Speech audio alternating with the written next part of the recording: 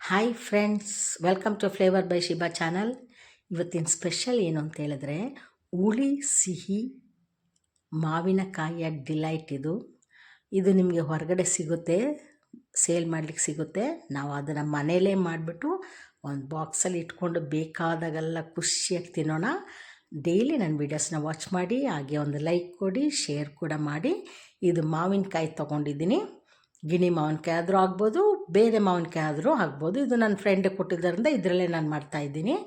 ನಾನು ಇದನ್ನು ಒಂದು 3 ಮಾವಿನಕಾಯಿ ತೊಗೊಂಡಿದ್ದೀನಿ. ಕುಕ್ಕರಲ್ಲಿ ನೀರು ಹಾಕಿಬಿಟ್ಟು ಈ 3 ಮಾವಿನಕಾಯಿನ ಹಾಕಿಬಿಟ್ಟು ಒಂದೇ ಒಂದು ವಿಜಿಲ್ಗೆ ತೆಗೀರಿ, ಆಯಿತಾ? ಒಂದೇ ವಿಜಿಲ್ ಸಾಕು. ಅಷ್ಟೆಲ್ಲ ಅದು ಚೆಂದ ಬೆಂದೋಗುತ್ತೆ. ಆಮೇಲೆ ತಣ್ಣಗಾದಮೇಲೆ ಅದನ್ನು ಹೊರಗಡೆ ತೆಗೀರಿ. ನೋಡಿ ಹೆಂಗೆ ಮಾವಿನಕಾಯಿ ಬೆಂದಾದ್ಮೇಲೆ ಕಲರ್ ಹೆಂಗೆ ಚೇಂಜ್ ಆಗಿದೆ ನೋಡಿ. ತೆಗೆದ್ಮೇಲೆ ಆ ಸಿಪ್ಪೆ ತೆಗೆದ್ಬಿಡಿ ಮೇಲೆ. ಆಮೇಲೆ ಈ ಹೋಟೆಲಿ ಏನಿದೆ ಅದನ್ನು ಕ್ಲೀನಾಗಿ ಸ್ಪೂನಲ್ಲಿ ಕೆರೆದು ತೆಕ್ಕೊಳ್ಳಿ, ಆಯಿತಾ? ಅದೆಲ್ಲ ಒಂದು ಕಡೆಗೆ ನಾವು ಸೇವ್ ಮಾಡಿಡೋಣ. ಬಿಸಿ ಆರಬೇಕು, ತಣ್ಣಗಾದ್ಮೇಲೆ ಮಾಡಿ, ಆಯಿತಾ? ಆ ಥರ 3 ಮಾವಿನಕಾಯಿದು ತೆಗೆದಿದ್ದೀನಿ ನೋಡಿ. ಈ ಥರ ಇದ್ದಂಥ ಈ ಪೇಸ್ಟನ್ನ ಒಂದು ಬಾಣಲಿಗೆ ಹಾಕಿ,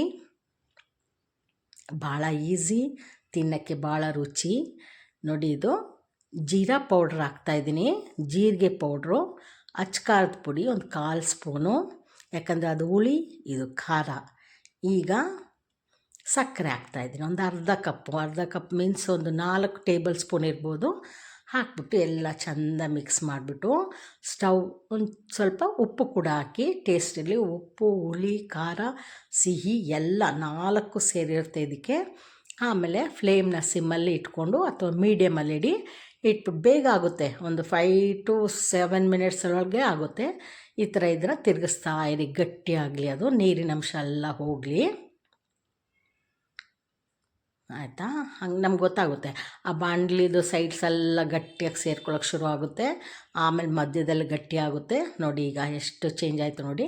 ಆಮೇಲೆ ನಾವು ಸ್ಪೂನಿಂದ ಆಚೆ ಈಚೆ ಮಾಡಿದ್ರೆ ಅದು ಮೂವ್ ಆಗಲಿಕ್ಕೆ ಕಷ್ಟ ಅಂತ ಅನಿಸುತ್ತೆ, ಗೊತ್ತಾಗುತ್ತೆ. ಆ ಸ್ಟೇಜ್ ಬರುವಾಗ ಸ್ಟವ್ನ ಆಫ್ ಮಾಡ್ಕೊಳ್ಳಿ. ನೋಡಿ ಇದೀಗ ಆಗಿದೆ ನೋಡಿ. ನಾವು ಯಾವ ಕಡೆಗೆ ಸಾಳ್ತೀವೋ ಆ ಕಡೆಗೆ ಹೋಗುತ್ತೆ, ಆ ಥರ. ಹಾಗಾಗೋ ಟೈಮಲ್ಲಿ ಸ್ಟವ್ ಆಫ್ ಮಾಡ್ಕೊಳ್ಳಿ. ಗೊತ್ತಾಗ್ತಿದೆ ಅಲ್ವಾ? ಮೆಷರ್ ನಿಮ್ಗೆ ಗೊತ್ತಾಗ್ತಿದೆ ಅಲ್ವಾ? ಬಾಣಲಿಂದ ತೆಗೆಯುವಾಗ. ಈಗ ಒಂದು ಪ್ಲೇಟ್ಗೆ ಇದನ್ನು ಹಾಕ್ಕೊಳ್ಳಿ. ತುಂಬ ತಿಕ್ಕಾಗಬೇಡ, ತುಂಬ ತೆಳ್ಳಗೂ ಬೇಡ ನೋಡಿ. ಅದು ಬೀಳೋ ಗೊತ್ತಾಗ್ತಿದೆ ಅಲ್ವ ತಿಕ್ನೆಸ್ಸು ನಿಮಗೆ? ಆ ಬಾಣಲಿಂದ ಕ್ಲೀನಾಗಿ ತಾನೇ ಬಂದು ಜಾರ್ಕೊಂಡು ಬಂದುಬಿಡುತ್ತೆ. ಆ ಥರ ಆ ಮೆಷರ್ಲಿ ಇದನ್ನು ಒಂದು ಪ್ಲೇಟ್ಗೆ ಹಾಕಿ, ತೆಳ್ಳಗಿರಲಿ, ಹಾಕ್ಬಿಟ್ಟು ಇದನ್ನು ಬಿಸಿಲಿನಲ್ಲಿ ಇಟ್ಬಿಟ್ಟು ಒಣಗಿಸ್ಬೇಕು, ಆಯಿತಾ?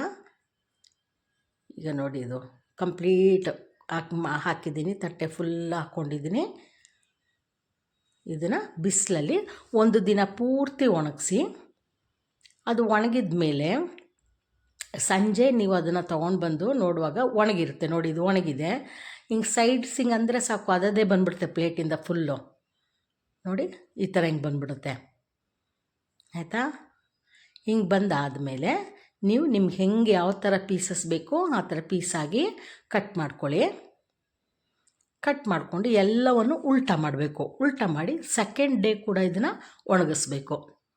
1 ಡೇ ಮಾತ್ರ ಅಲ್ಲ, ಸೆಕೆಂಡ್ ಡೇನೂ ಆಗಬೇಕು. ಆಗ ಅದು ಕಂಪ್ಲೀಟ್ ಡ್ರೈ ಆಗುತ್ತೆ. ಇದು ಈ ಥರ ನಮಗೆ ಮ್ಯಾಂಗೋ ಬಾರ್ ಇದರಲ್ಲೆಲ್ಲ ಮಾಲ್ಗಳಲ್ಲೆಲ್ಲ ಸಿಗುತ್ತೆ ನಮಗೆ. ಅದು ಬರೀ ಸ್ವೀಟ್ ಇರುತ್ತೆ ಅಷ್ಟೇ. ನಾನು ಇದಕ್ಕೆ ಖಾರ ಕೂಡ ಹಾಕಿದ್ದೀನಿ. ಸೊ ಹಾಗಾಗಿ ಉಪ್ಪು, ಹುಳಿ, ಖಾರ, ಸಿಹಿ 4 ಇದೆ ಇದರಲ್ಲಿ. ಇದ್ರ ಟೇಸ್ಟ್ ಹೇಗಿರುತ್ತೆ ಅಂದರೆ ನೀವು ಮನೇಲಿ ಮಾಡಿಟ್ಕೊಳ್ಳಿ. ಬೇಜಾರಾದಾಗ, ದಾಹ ಆಗ್ತಿದೆ ಆ ಥರಲ್ಲ ಅನಿಸೋ ಟೈಮಲ್ಲಿ ಇದನ್ನ ಒಂದು ಬಾಯಿಗೆ ಹಾಕ್ಕೊಳ್ಳಿ, ಎಷ್ಟು ಚೆನ್ನಾಗಿರುತ್ತೆ ಗೊತ್ತಾ?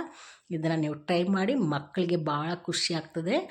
ಮಾವಿನಕಾಯಿಯಲ್ಲಿ ಮಾಡುವಂಥ ಒಂದು ಸ್ವೀಟ್ ಇದು ಅಂತ ಹೇಳ್ಬೋದು, ಆಲ್ ಇನ್ ಒನ್ ಒಂಥರ ಇದು.